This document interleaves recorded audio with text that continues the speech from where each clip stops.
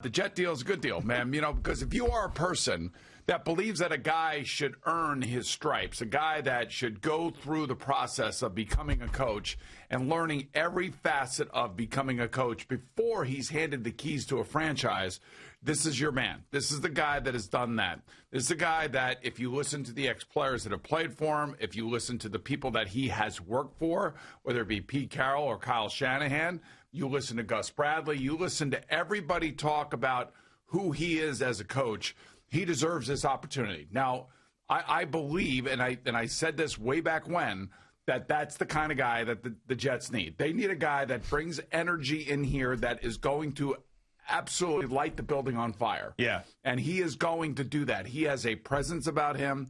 The more you read about him, the more you appreciate about him. I tweeted out a story about his 9/11 experience, about how his brother was in World Trade Center 2 and the South Tower, and how his parents were trying to find his brother, and he was working for a bank at that time, and then how that changed his life. That whole thing changed his life, where he wanted to go back and do something that he loved, and what he loved more than anything was football. He was a tight end at Northern Michigan.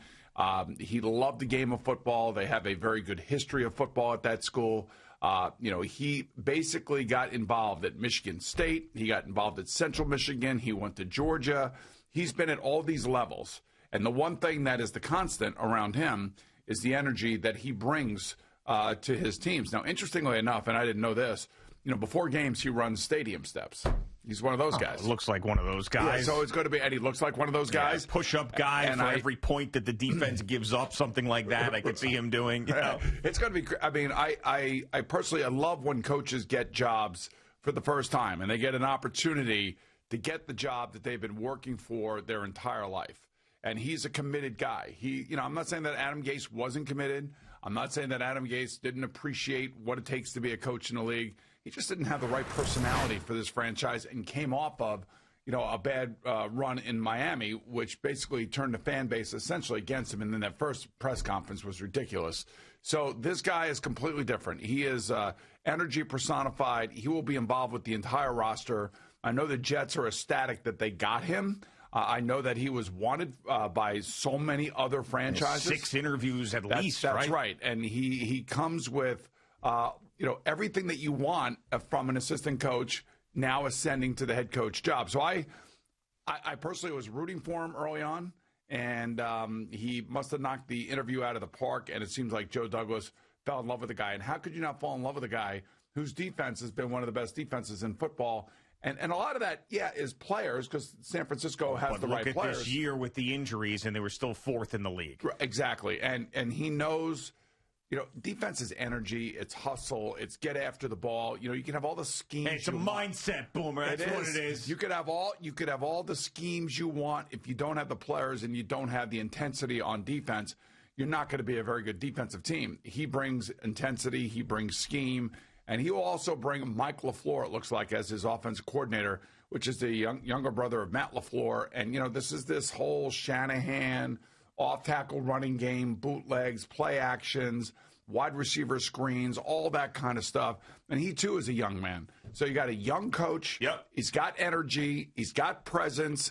And he's got a history of wherever he's been, his teams have performed. So I said for many weeks that the Jets needed someone where he steps into the building, you know who he is, he's in charge. This was Rich Kotite to Bill Parcells 2.0. But as it became clear over this process that person wasn't coming to the Jets, whether it was going to be Urban Meyer gets hired in Jacksonville yesterday or Bill Cowher, who has not come out of retirement since he did retire many years ago from the Pittsburgh Steelers, or getting another coach via trade like a Sean Payton, when it became evident that wasn't going to happen in this hiring cycle for the Jets or really anybody else outside of the Jacksonville Jaguars, this guy was the assistant that was at the top of the list. And the top of the list for the Jets, the Jet fans, it's kind of what they needed. And coming out of an era, you always look for – so the Jets had a defensive head coach in Todd Bowles. They wanted an offensive mind in Adam Gase. The Adam Gase era, they came out of it not wanting to go back to a defensive guy.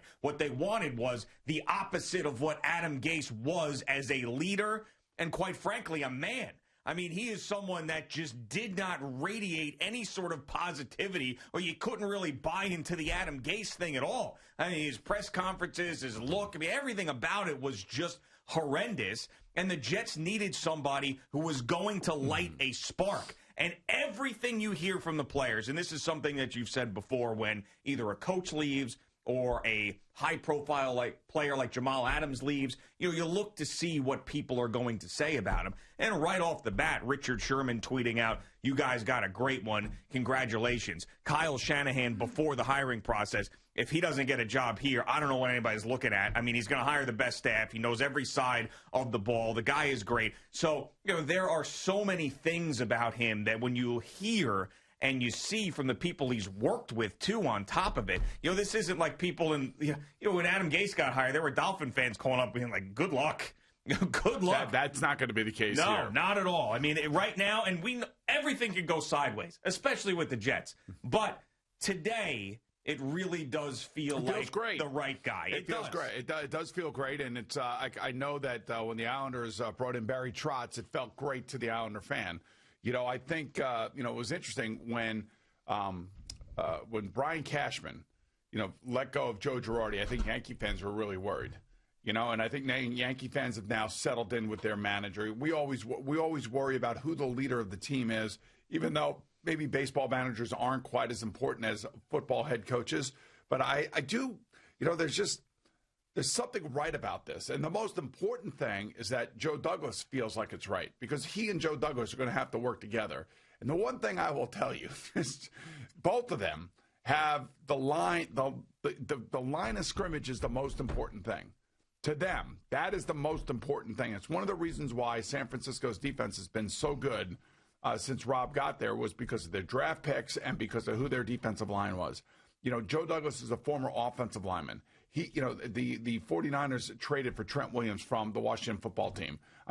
You could see that these guys see the game in the same way, which is going to be really important moving forward, because they both now are tied together with 5-year contracts. I guess Joe has got 5 years left, and Rob Saleh has got 5 years. Deal. This is it. So 5 years with both of these guys. Joe Douglas seems to have hired the coach that he wanted, which is something that we wanted to see from the Jets. Let Joe Douglas go out and get his guy. The coordinator carousel thing is something that has concerned me. There's many examples of guys who have succeeded. But, with the candidates this year, I think most football fans, knew exactly who Rob Saleh was. It's not like Arthur Smith, I got to Google to see what he looks like, or Brandon Staley all of a sudden becomes a candidate because of the number one defense. You know who Eric Bieniemy is. Right, you know who Eric Bieniemy is. You know Brian Daboll. Yeah, but I just got to really learn about him more through this season. But Rob Saleh was a guy that you knew because of the look. And also, when the 49ers would get off the field and a 3-and-out, he would be at like the 50-yard line jumping up and down. I mean, I remember watching that playoff game last year in the divisionals when the Vikings lost to the 49ers. I'm like, this guy's on the field all the time. Get him off the field. I feel like he is the defensive version of Sean McVay. But remember, he was the tight end first. So he came from the offensive side of the ball. I'm sure he played some defense somewhere along the line in high school and college. But, he knows. He's a full-on coach. You've seen interviews. Now, I've watched a bunch of interviews yesterday that he gave over the past few years. And you can just see that, he is going to be a very good communicator. I think the fans are going to like him. I hope that, he's so into this that when they do have the press conference, that he's not sweating or any of that crap, like that he's, I want him to wear like a T-shirt, and I don't want him to wear a jacket. I don't want him to wear any shirt, actually. I think that would be the way to be introduced. But I actually like it. I think it's great. And I also said to a couple of my buddies, I said, guys, this is the kind of guy that you'd want to play for. Like, as a player, as an ex-player who has watched him and who's listened to him and has watched his teams play, this is a guy that you want to play for. So that is all taken care of right now for the Jets. Now it's up to the Jets and Rob Saleh to go out and hire the right staff. And according to Kyle Shanahan, he's going to hire the right staff. He knows everybody in the league. He's been around. He knows who everybody is. He knows where the key elements are going to be for his coaching staff. And hiring your coach first, kind of like the Jacksonville Jaguars did, gives you a very, very big and deep coaching pool to start selecting coaches from. Yeah, and Richard Sherman even, he did tweet that out. You got a good one. But he also went into a more in-depth explanation about how great of a coach that Rob Saleh is, in the way that, he lets you know when you're screwing up, but he doesn't belittle you at all. You can trust him. You want to play for him. You're inspired by him. And by the way, the reason why I reference Richard Sherman, and Richard Sherman's been a controversial guy, Richard Sherman, for better or worse, tells the truth. For the most part, I would think, outside of that handshake debacle thing that he had on his resume, that whole thing. But for the most part, he says what's on his mind. Sure. And if he doesn't like a guy, he's not going to say something about it, or he may even trash a guy. He's just someone that I feel like you could pay attention to when things like this happen. So I know that Jet fans, when you put out that tweet the other day, were just thrilled with the idea of it. There was a guy waiting outside the facility taking pictures, hoping that Rob Saleh was going to be the head coach of the Jets, a Jet fan, positive Jet fan, or whatever the hell is, optimistic Jet fan on Twitter. The fan base is energized. We talk about the business side of things. And if you can't go out there and get someone that's a Hall of Fame coach, or, obviously Urban Meyer's going to play in Jacksonville, and you have to pick from the coordinator pool, you did about the best job possible from that business side and getting the team and the fan base excited. I would think either this guy or Rob Daboll from the Bills. Brian Daboll. Brian Daboll from the Bills. Those would be the two guys that you would think. And for Brian Daboll, I would think that the Chargers are the job I got my eyes set on. And if I'm the Chargers, my eyes are set on Brian Daboll. Yeah. Simply just because of what he's been able to do with Josh Allen over the last 3 years. And they do have a super stud quarterback out there.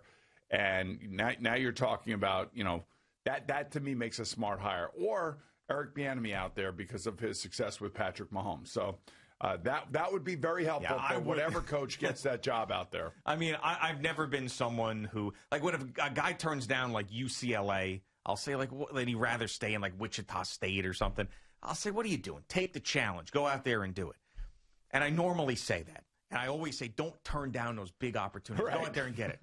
But with Eric Bieniemy and the Chargers, part of me is saying, go somewhere else. You don't want to have to be in the same division as Patrick Mahomes and the Kansas City Chiefs at this stage of his career. If you have another job, just think about maybe going somewhere else. Now, I understand he's got Justin Herbert, and they got a great defense, and you shouldn't think like that. But I think that would be, it's just tough, man, with that team and that going guy. Going toe-to-toe with Andy Reid and right. Patrick Mahomes, man. But you got your own guy to do that. I understand. That's the great thing about it. I know. That's why that job is so appealing. Sure, and I would probably end up, if I were in Eric Bieniemy's life and someone he would talk to, which I'm clearly not, I would probably say still go and do it and take on the challenge, because you always should if you believe in yourself. But it's one of the only examples that actually comes into my mind, where it's you might want to avoid that situation out there in the AFC West. I think there are two fan bases that, went through hell and back this year, the Jaguars and the Jets. Sure. And my sense is that I'm not a Jaguar fan, but my sense is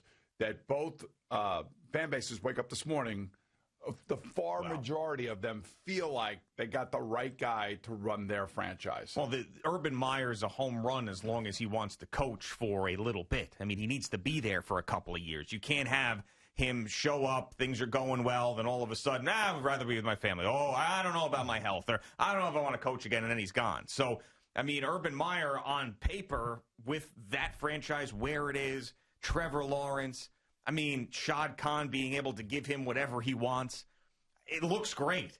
But we all know that Urban Meyer does not stick around very long. Did you see who he's thinking about as offense coordinator? I didn't. I saw defensive coordinator Charlie Strong. I saw that. Yeah. I don't think I heard offensive coordinator. Scott Linehan. Oh, really? Yeah.